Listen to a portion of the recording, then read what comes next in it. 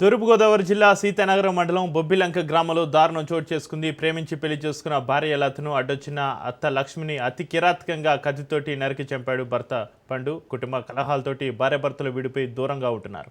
నిందితుని అదుపులోకి తీసుకుని కేసు నమోదు చేసి దర్యాప్తు చేపట్టారు సీతానగరం పోలీసులు.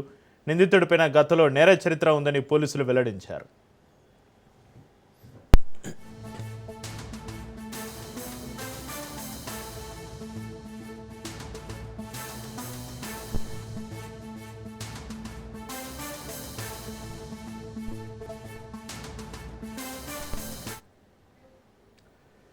తూర్పుగోదావరి జిల్లా సీతానగరం మండలం బొబ్బిలంక గ్రామంలో దారుణం చోటు చేసుకుంది. ప్రేమించి పెళ్లి చేసుకున్న భార్య లతను అడ్డొచ్చిన అత్త లక్ష్మిని అతి కిరాతకంగా కత్తితోటి నరికి చంపాడు భర్త పండు.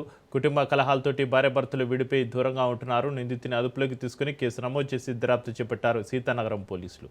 నిందితుడిపైన గతంలో నేర చరిత్ర ఉందని పోలీసులు వెల్లడించారు.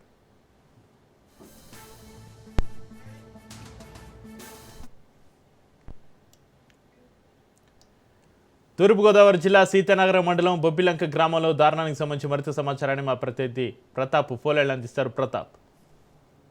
చక్రి తూర్పుగోదావరి జిల్లా సీతానగరం మండలం బొబ్బిలంక గ్రామంలో శారదాది సీతారామాంజనేయులు అలియాస్ పండు, గుమ్మడి లత అనే వారిద్దరు కూడా ప్రేమించి పెళ్లి చేసుకున్నారు.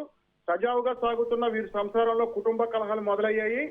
దీంతో శారదాది సీతారామాంజనేయులు గొడవ పెట్టుకుని గుమ్మడి లత తన తల్లి అయిన గుమ్మడి లక్ష్మి ఇంటికి వచ్చేసింది. సంసారంకి రాను అని మొండికేయడంతో ఈ తగాదా కాస్త విడాకుల దాకా వెళ్ళింది.